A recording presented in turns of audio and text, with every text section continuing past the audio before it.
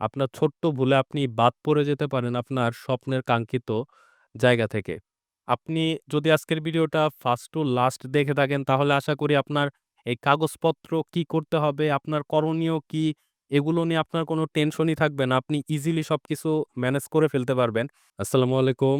আপনাদের জন্য খুবই ইম্পোর্টেন্ট একটা বিজ্ঞপ্তি নিয়ে আসলাম। সেটা হচ্ছে সহকারী শিক্ষক পদে মৌখিক পরীক্ষা সংক্রান্ত একটি বিজ্ঞপ্তি।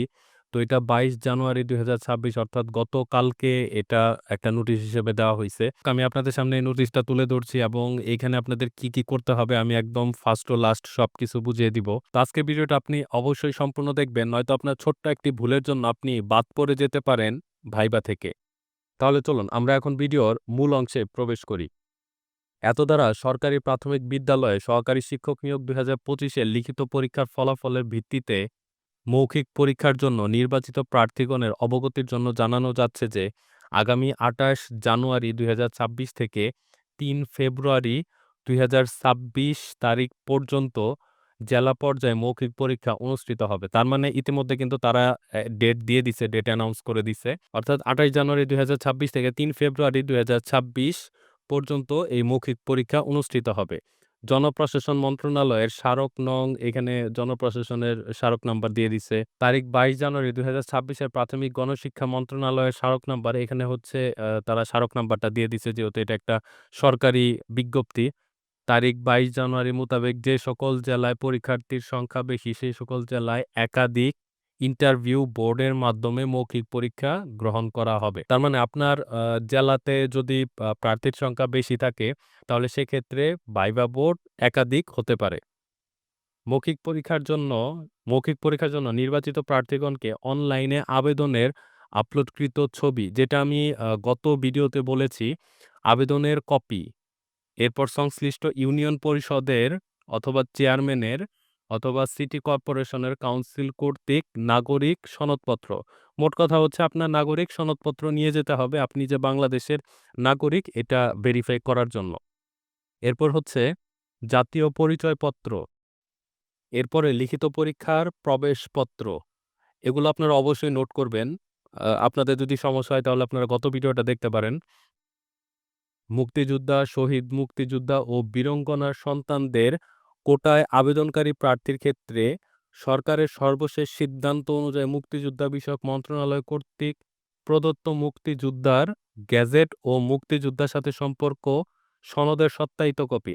তার মানে আপনি যদি উপরোক্ত মুক্তিযোদ্ধা, শহীদ মুক্তিযোদ্ধা, বীরাঙ্গনা অর্থাৎ মুক্তিযোদ্ধা রিলেটেড কোনো সার্টিফিকেট বা আপনার যদি কোটা থেকে থাকে তাহলে সেই কোটার আপনি কপি নিয়ে যাবেন, যেটা ফটোকপি হবে এবং সেটা অবশ্যই সত্যায়িত করে নিয়ে যেতে হবে। আপনারা ভুলেও সত্যায়িত ছাড়া এগুলো নিবেন না, অর্থাৎ এগুলো জমা দেওয়ার চিন্তা করবেন না।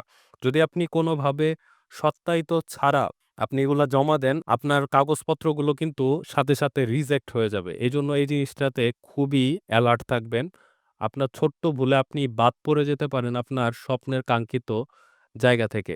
এরপর শারীরিক প্রতিবন্ধী, সুবর্ণ নাগরিক কর্ণধারী ও তৃতীয় লিঙ্গের প্রার্থীর ক্ষেত্রে সমাজসেবা অধিদপ্তর কর্তৃক প্রদত্ত সনদপত্র নৃগোষ্ঠীর প্রার্থীদের ক্ষেত্রে সংশ্লিষ্ট উপজেলার নির্বাহী কর্মকর্তা এবং সিটি কর্পোরেশন এলাকা হলে জেলা প্রশাসক কর্তৃক প্রদত্ত ক্ষুদ্র নৃগোষ্ঠী পরিচিত বিষয়ক সনদ।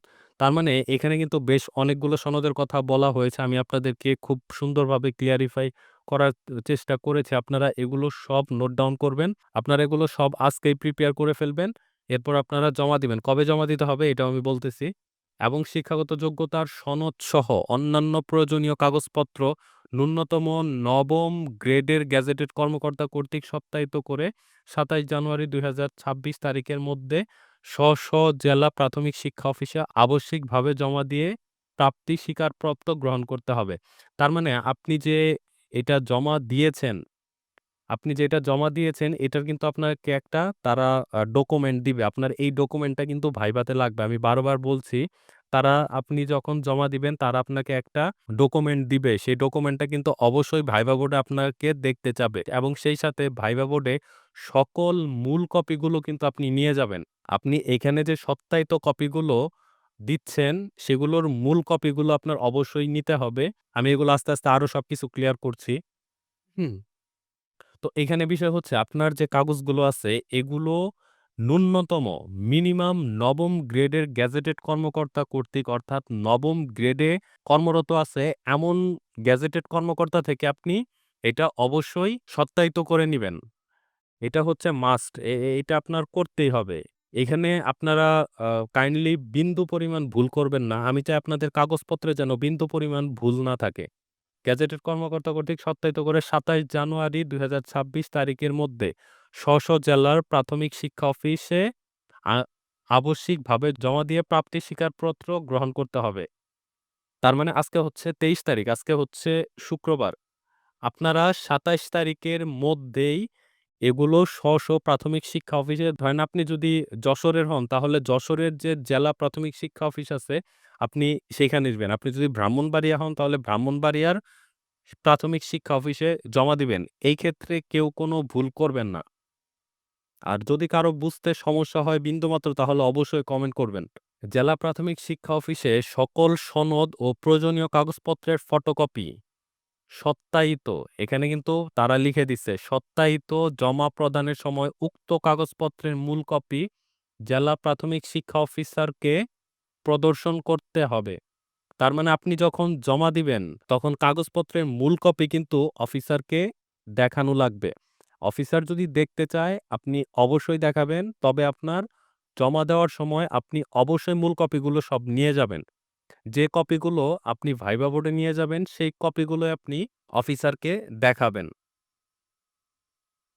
এরপর মৌখিক পরীক্ষার সময় উপরে বর্ণিত সকল সনদ, প্রাপ্তি স্বীকারপত্র ও অন্যান্য কাগজপত্রের মূল কপি প্রার্থীকে সঙ্গে আনতে হবে। মৌখিক পরীক্ষার তারিখ ও সময় সংশ্লিষ্ট জেলা প্রাথমিক শিক্ষা অফিসের ওয়েবসাইটে ও নোটিশ বোর্ডে প্রকাশ করা হবে। তো মৌখিক পরীক্ষার তারিখ কিন্তু অলরেডি জানানো হয়ে গেছে, কিন্তু কোন জেলার কোন সময় এই মৌখিক পরীক্ষা অনুষ্ঠিত হবে সেটা কিন্তু এখন পর্যন্ত জানানো হয়নি। তো এর জন্য আপনারা জেলা প্রাথমিক শিক্ষা অফিসের ওয়েবসাইটের যে নোটিশ বোর্ড আছে সেটা আপনারা অবশ্যই দেখবেন। এর জন্য আপনারা অবশ্যই এই চ্যানেলটি সাবস্ক্রাইব করে রাখবেন। যখন এটা ওয়েবসাইটে নোটিশ আকারে পাবলিশ করা হবে, আমি চেষ্টা করব এটা আপনাদের সাথে শেয়ার করতে। এই ছিল আজকের ভিডিও। আজকের ভিডিওটা খুবই ইম্পোর্টেন্ট। আপনি যদি আজকের ভিডিওটা ফার্স্ট টু লাস্ট দেখে থাকেন, তাহলে আশা করি আপনার এই কাগজপত্র কি করতে হবে, আপনার করণীয় কি, এগুলো নিয়ে আপনার কোনো টেনশনই থাকবে না। আপনি ইজিলি সবকিছু ম্যানেজ করে ফেলতে পারবেন। আর যদি আপনি ভিডিওটা কেটে দেখেন, তাহলে আপনার অনেক ইনফরমেশনই এখান থেকে বাদ পড়ে যাবে। যার মাধ্যমে আপনি হয়তো ভাইবা বোর্ড থেকে বাদও পড়ে যেতে পারেন। এর জন্য আজকের এই ভিডিওটা অনেক ইম্পোর্টেন্ট। তো এই ছিল আজকের সম্পূর্ণ ভিডিও, সংক্ষিপ্ত ভিডিও। ভিডিওটি যদি ভালো লাগে তাহলে অবশ্যই একটি লাইক দিতে ভুলবেন না, এবং আপনি এই চ্যানেলে আজকে নতুন হয়ে থাকলে অবশ্যই চ্যানেলটি সাবস্ক্রাইব করে যেতেও ভুলবেন না। দেখা হয়ে যাবে পরবর্তী নতুন একটি নিয়োগ বিজ্ঞপ্তিতে। সে পর্যন্ত সকলে ভালো থাকুন। আল্লাহ হাফেজ।